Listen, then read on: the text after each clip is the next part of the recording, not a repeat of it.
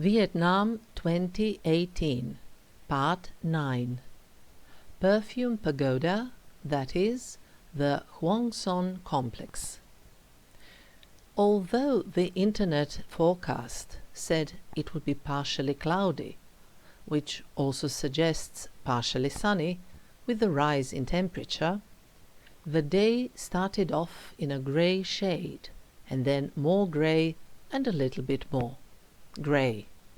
In other words, not very nice weather-wise. But let me not be petty. At least it was dry. For this day I had planned an excursion to the Huong complex of natural beauty and historical monuments, which is on the UNESCO's World Heritage List.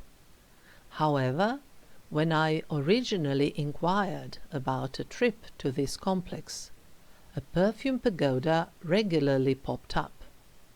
All the time I had realized that the complex actually includes numerous pagodas and temples divided into 3 groups, with the perfume pagoda standing out as the most prominent one. These pagodas and temples, as well as caves, are linked one with the other with a number of waterways. As I've already mentioned, a good section of the north part of Vietnam is geologically made of limestone rocks, and for this reason there is a huge number of caves, as well as impressive hilly and mountainous formations. All the time, the ancient Vietnamese built in this part of the country a system of hundreds of Buddhist pagodas and temples in caves, on mountain slopes or on the banks of rivers, and one of the most spectacular ones is Huong Cave, which is also said to be one of the most beautiful in the country. It is a part of the Perfume Pagoda, which as a notion does not represent one single site, but rather as a group it comprises an entire complex of temples and altars scattered on the slopes of the Huong Mountains. The main season for a visit to the Huong complex goes from February to April, and in this time a large number of Vietnamese, as well as foreigners, come here to visit. Also, when the believers want to visit all of this thoroughly, they come for a few days, sleep here as well, and then they can visit all of the venues that are sacred to them. We visited only a couple of places, but they were truly beautiful. First, we went to a small port of a sort. Actually, this is just a walled place on the bank of the Yen stream. We went into small metal boats paddled by women. Each boat received 4 visitors, and Sneža and I just happened to be in the same boat with a couple from India. As 2 of us adore India, and often tend to say this is our favorite destination, we were really extremely glad to meet somebody from that fabulous country. Very quickly it turned out this was additionally great because Alka and Rajiv are exceptionally nice, perfectly mannered and extremely well-educated people, and it was a true pleasure as well as honor to hang around and talk with them. As I've mentioned, the day was completely grey, so we could watch the nature we were going through in such tones. Occasionally we also passed by some tombs that were right next to the water or in the water itself. Generally speaking, throughout Vietnam we often noticed individual or group tombs that were located, for instance, in the middle of a rice paddy or at the foot of a hill or here parallel to the river. After an hour or so of slow floating down a calm river, we came to a place where we disembarked. On the shore we first came across some large plastic pots in which we could see snails and some creatures that seemed like water snakes. They told us these were eels, in fact. They were there for sale to the believers, who would then release them into water, I guess as a gift to gods or the Buddha or Buddhas, thus getting some more fortune in their lives. The little birds we saw in cages around served for the same purpose, and I couldn't help but think that there would be enough fortune even if these poor animals had not been caught in the first place. On the other hand, those people who catch them and then sell them, what about their fortune? Be as it may, we first went to the nearby Tien Tru Pagoda, which means the Heaven Kitchen Pagoda. The entire complex around this pagoda was stunning and incredibly beautiful. I had problems, though, with understanding our guide, which made me a little nervous, and then I simply gave up trying to comprehend her and went for a leisurely walk around the complex on my own. If you are traveling here during Vietnamese winter, which also includes January, then it may be rather cold, and it is quite likely it will be clouded, as it was the case with us. On the other hand, the advantage of this season is that there are much fewer visitors, both local and foreign, and thus one can enjoy some of the places without any disturbance, as I did that day. Having passed the structure that adorned the center of one courtyard, I got closer to the central building which harbors sanctuaries, and it all looked serene and in harmony with the nature around Pagoda. I immensely enjoyed the beauty of the details that surrounded me. In order to enter the sanctuary with altars, one needs to take the shoes off, so I left my trainers in front of the entrance and went inside.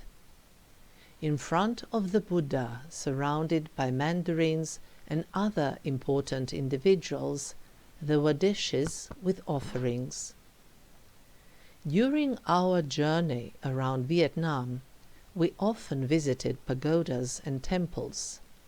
Since we realized with time that it all seemed the same to us, we were curious to know what the difference was. Why is a building with one or several altars with offerings is called pagoda, while another, which seemed identical to us, is called a temple? As it turned out, they were not exactly the same. The difference is about who is on the altar. Since the Vietnamese revere their ancestors, emperors, kings, heroes, and prominent individuals, they also place altars for them and bring them offerings, and such a place is called a temple. When the Buddha, in any version, is on the altar, then it is a pagoda. Practically all else is the same. After the visit to the central sanctuary, I went to a smaller building that is to the side of the central one, and this one was particularly interesting to me on account of two blue lions placed in front of it as guardians. That pagoda contains statues of a female Buddha, or rather the female Bodhisattva of compassion. By the way, Bodhisattvas are linked with Buddhism, and these are all the beings who devote their lives to easing the suffering of others. Then I joined the rest of the group, and we all returned to a large plateau close to the river, where there was a restaurant in which we had lunch, and afterwards Sneja and I, together with Alka and Rajiv, followed some steps up to a cable car station, while the rest of the group decided to go on foot all the way. Namely, in order to reach the Perfume Pagoda, which was the next destination in our excursion, it is necessary to climb to one of the surrounding mountains, and this is no small feat. Still, whoever wants to may go on foot up and down, following a broad path and numerous steps made of large pieces of stone. But we decided to go up in a cable car, which was quite a nice experience, provided that I decided to return on foot. When one reaches the top station of the cable car, it is still necessary to climb up a little to a broad staircase that leads down into a spacious cave. In fact, the cave itself is not very long, but its approach appeared magnificent. We descended, and there the guide showed us the cave formations that remind people of some shape, and thus there is something that appears like a path of elephants climbing upwards, that is, going to the heavens, while opposite of them there is a rather deep hole, and that is a symbolic hell.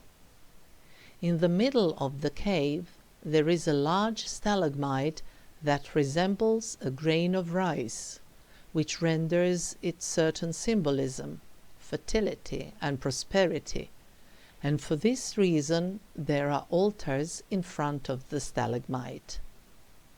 The view from this plateau at the staircase and the surroundings was spectacular. We then followed a path that leads beside the rice grain stalagmite, descending to the inner sanctuary, but in the meantime we passed two other stalagmites where believers pray to get a boy or a girl respectively. Male babies are more appreciated because one day the son and the daughter-in-law should take care of the parents, while the daughter gets married and moves to another family. The Vietnamese tend to point out the fact that there are often 3 generations living in the same household. I guess because most of the tourists come from the, if I can say, Western countries, where this is a relatively rare occurrence. Frankly, in the household of my cousin, there are 4 generations living together, and nobody makes a fuss about it. After a brief visit to the altars, situated at the end of the cave, we started to go back following another path, and there we passed beside a stalagmite whose exposed parts seemed completely polished, because the believers regularly rub them with their hands, since it is believed that in this way one prays to the Buddha for money. Another stalagmite, which is specific for the fact that it is continuously wet, that is, water drips on it even in the dry season, is, if I can say, in charge of good fortune and health. It is not possible to have surplus of these 2, so we all first touched the whetstone and then touched our heads. As we were getting out of the cave and back to the plateau at the bottom of the staircase, we got the amazing view again. Regardless of the people around me, I felt as if I were in some lost world. Then we started to return, and there I parted from my small group heading down the mountain on foot. I had imagined I would be having some nice views and enjoy the nature. I had none of that. On both sides of the path there were large, rugged and improvised shop stalls. Moreover, since it was a dead season, they were all closed, and all I could see were huge plastic covers and no pretty views. Still, from a few spots I could see the cable car that was motionless at the time, and I realized my fellow travelers had still not left the top. So when I came across a board which pointed towards Huong Pagoda, only 35 meters away from the path, I could not resist, so I went to visit it. There was nobody else there. I had actually seen the pagoda from the cable car on my way up, and it had appeared as if stuck to the rock. In reality, the building, which contained altars, was indeed built right next to the rock, but there was also an entrance into a cave behind the pagoda. I entered only the cave that was small, narrow and shallow, and it also contained a couple of smaller altars. Once I had finished with this brief sightseeing and returned to the path, I could see that the cable car was moving. Soon I reunited with Sneža, and not much later our entire group gathered. So following the same route along the Yen stream, we went back to the place where we first embarked a few hours earlier. We transferred into the minibus and returned to Hanoi. When we got back, it was evening all right, and it was our last day in Hanoi, so we agreed just to go for a brief dinner. Close to our hotel, we found an excellent place at the crossroad of two busy streets. There was a display refrigerator in which we could see different versions of meat, seafood and vegetables, mostly put on skewers. You select what you want to eat, then it is grilled right next to the fridge, and then it is brought to you at the table, where they put it over a metal dish which is being heated. Under the dish there is a small gas stove, and which is covered in aluminium foil in order for the food to be hot all the time. The most important was the process, almost the right, and it was great.